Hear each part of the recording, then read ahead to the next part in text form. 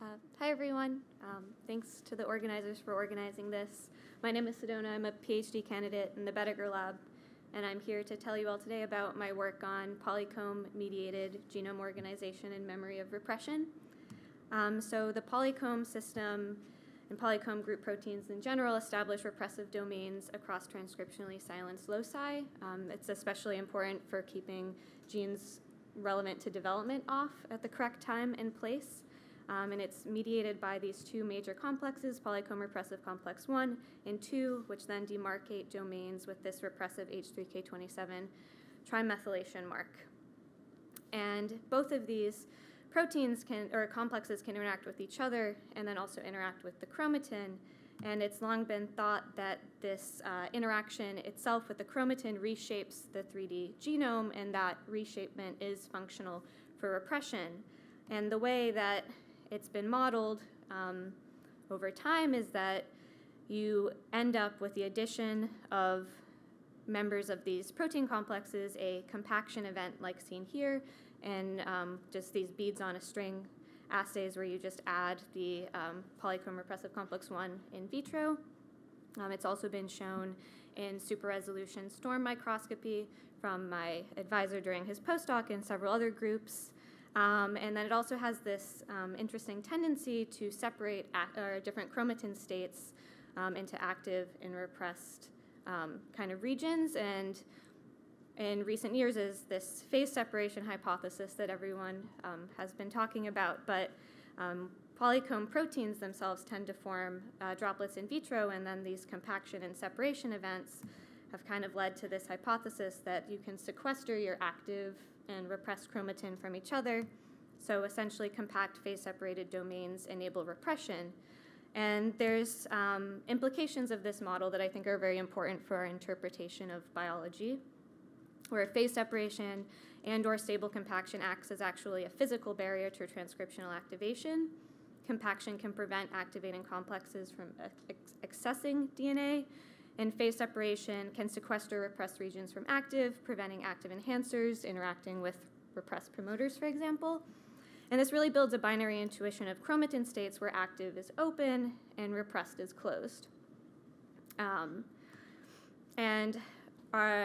my bulk of my PhD work, I decided to kind of really measure the three-dimensional structure of a canonically repressed polycomb domain, the Hoxa locus, and really get polymer level resolution, which will allow us to really thoroughly test either the phase separation or stable compaction model. And the way that optical reconstruction of chromatin architecture works is it's a sequential fish methodology where you're able to kind of walk along a locus of interest and define step sizes, and you get past the diffraction limit of light by this sequential act of adding and removing labels, and then you end up with a 3D reconstruction of your locus of interest at the end. And you can see here the Hoxa domain, which is like nicely demarcated by this repressive mark, and then these are our probes, so we end up walking along this region in 52 steps. And so the first thing I wanted to really acutely measure was, what does polycomb actually do to the structure of chromatin? And we have these nice Degron systems in mouse embryonic stem cells, which allow you to really rapidly degrade core components of your region of interest, or of your polycomb system in general. So ring 1B and EED are core components of both PRC1 and PRC2, and when you ablate them, you kind of lose all basically polycomb function. So we have our wild-type untreated Hoxa domain and our knockdown domain. And you can see the way that you can read these maps is it's kind of like pairwise median distances between linear genomic points. So this like dark line here has the shortest distances because you're always going to be closer to your nearest neighbor.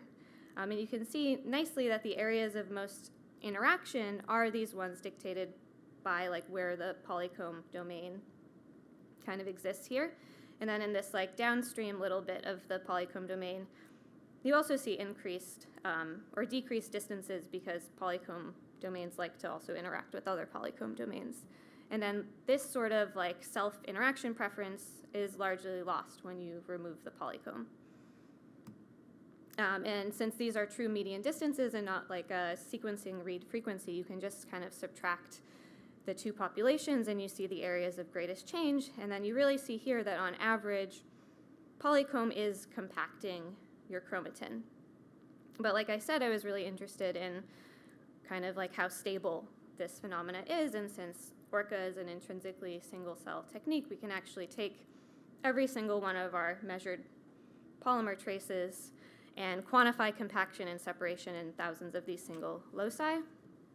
So we've measured compaction in all of our cells by having radius of gyration of our polycomb domain relative to radius of gyration of our neighboring unpolycomb-bound region, under the assumption that if things were stably compact, your polycomb region should always be more compact than your neighboring region.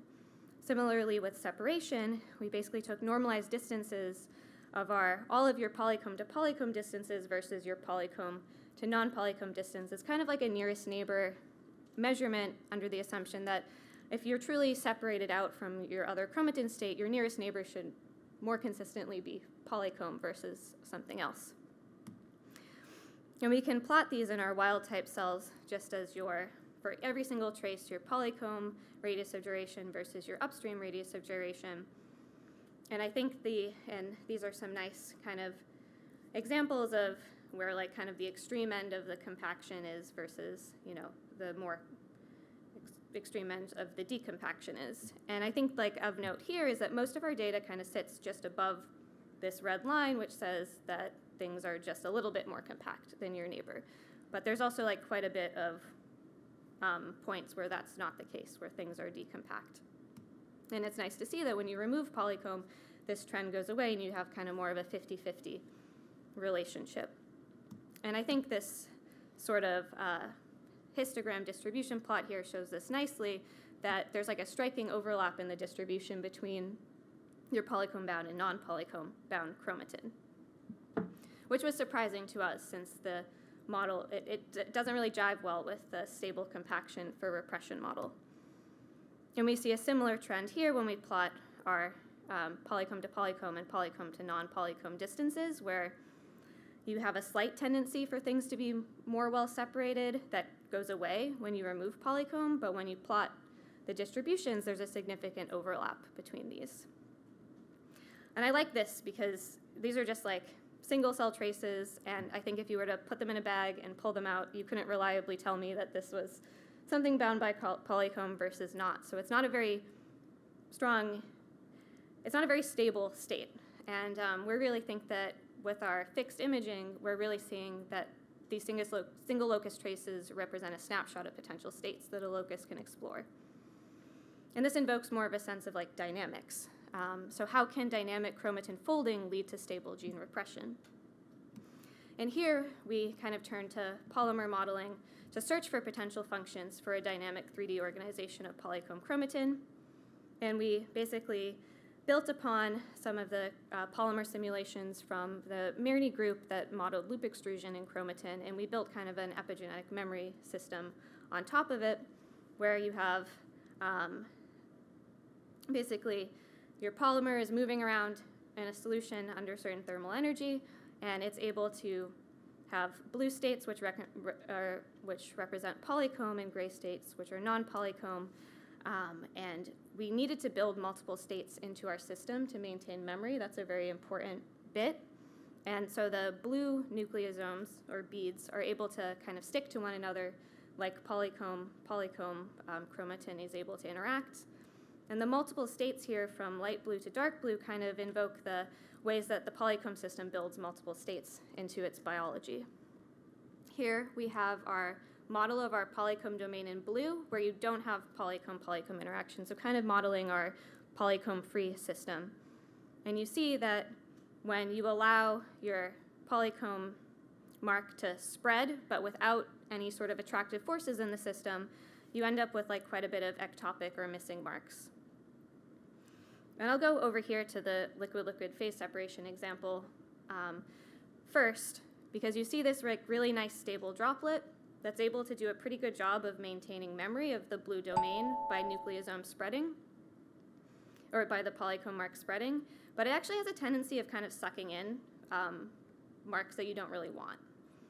However, when we model the type of interactive force that gives us the distributions that we see in our ORCA data, so we kind of use that as our baseline to set the stickiness of the model, we see that we get a nice memory of like where you initialize the domain to where it ends. And then these are kind of the compaction and separation frequencies. So basically, the ultra-weak interaction, which we're calling, because it's an order of magnitude weaker than the liquid-liquid phase separation interactions, is able to basically provide enough what we're calling spatial feedback. So distal areas of your chromatin can interact enough in space to like refresh the marks without the need for this like super stable domain. So while like you're able to maintain memory with your liquid-liquid phase separation interactions, it's not actually necessary to stabilize memory.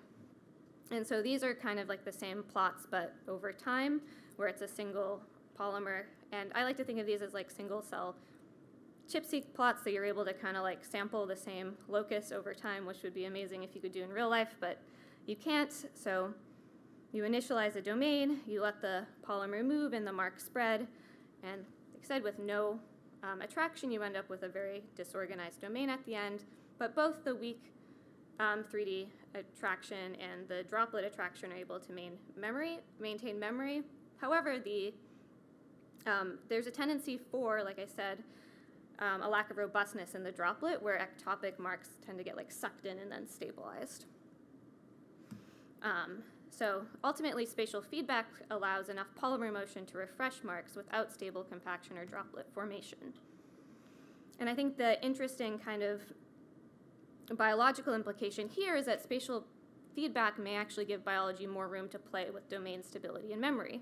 So instead of this like binary transition between like open and droplet, which you end up seeing with like the collapse into a phase-separated droplet, we think that this sort of repression stability can kind of end up on more of like a curve where you might end up with more of a tunable domain stability, where you can actually tune the ability for your domain to enter and exit from a repressed state, which for something like Polycomb, where you really need very precise developmental timing, that gives you more kind of space to play with. And we can actually test this going from our model predictions, where things like stickiness would affect the stability of your domain and also like length of your overall domain. And we can see that biology has done this for us. So I don't have time to present the actual data here, but I'll just summarize it in percentages. But with mouse embryonic stem cells, you have a lower affinity subunit, and you end up with 69% compact, 59% separate. In another cell type, neural progenitor cells, you end up with half the size of the Polycomb domain, where you get 59% compact and 52% separate. And then in brain cells, where you have a more sticky subunit and a full-length domain, you get a 77% compact and 68% separate stability of your domain. So ultimately, the distinctive 3D structure of Polycomb domains functions as a spatial feedback system. And I hope we can move as a field beyond a binary thinking of open versus closed for Polycomb-repression, and that Polycomb-repressed domain stability changes in a cell type specific manner, which I think really leads to a lot of interesting biological implications for development in general. And with that, I'd like to thank my lab, and in particular, my advisor, Alistair, for teaching me physics.